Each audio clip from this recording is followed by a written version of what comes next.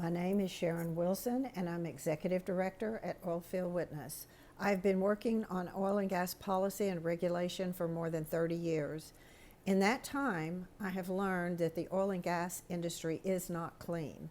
Pollution is standard operating procedure. That pollution starts upstream when they drill the well and continues all the way to the power plants or to our homes. Despite the industry's focus on leaks, research shows that only 6% of emissions are leaks. The rest is intentional and required due to physics.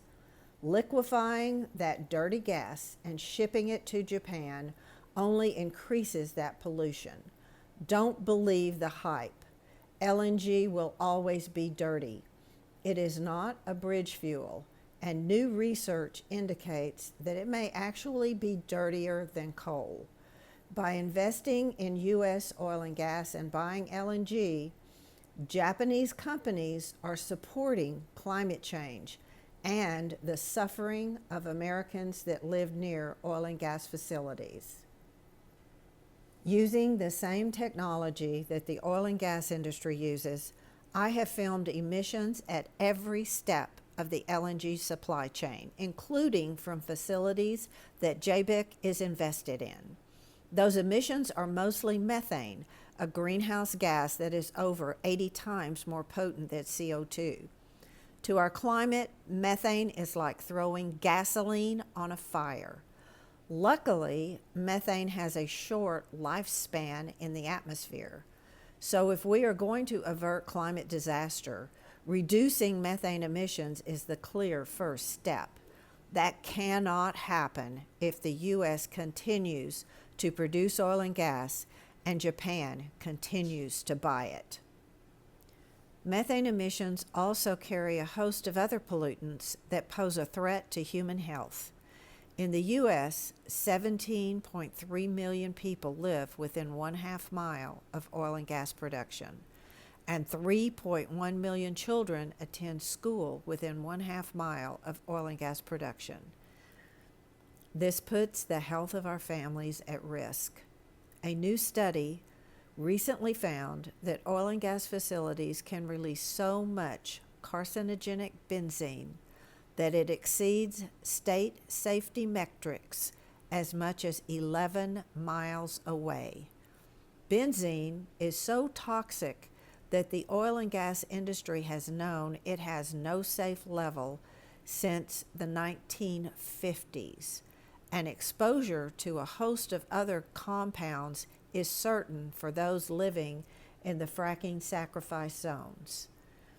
Because of the massive scale of the Gulf's LNG export facilities, nearby residents can be exposed to large amounts of pollutants, even if they don't live near an oil and gas basin.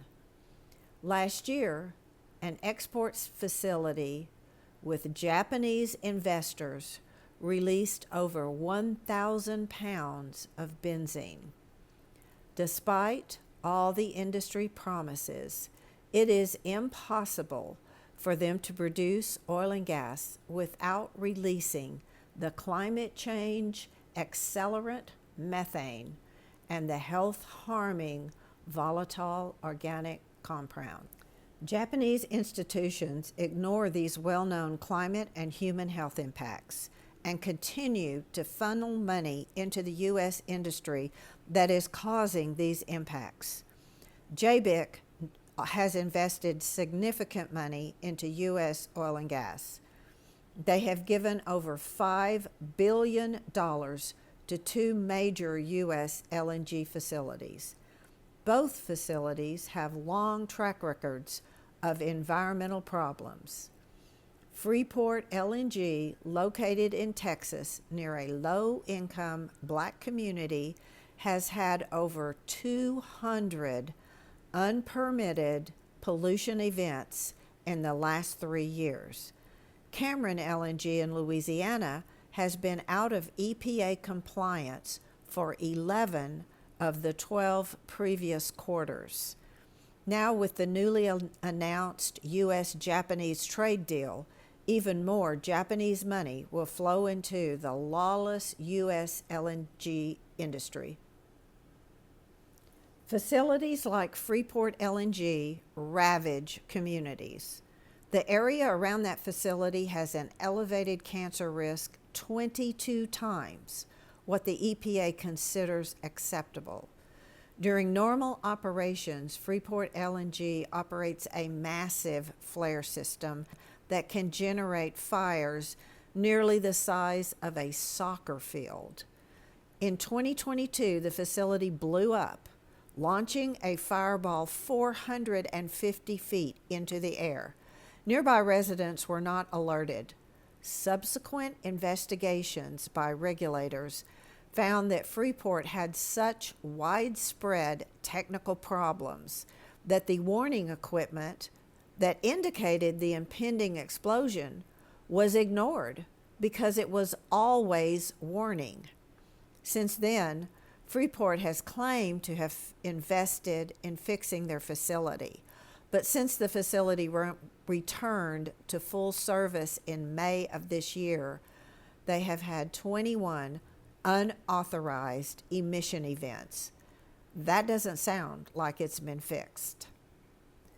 Friends of the Earth's report sheds further light on the huge environmental impacts of JBIC's investments. Oilfield Witness joins Friends of the Earth in calling for the Japanese government and JBIC to end, without exceptions, all new financing for fossil gas projects abroad.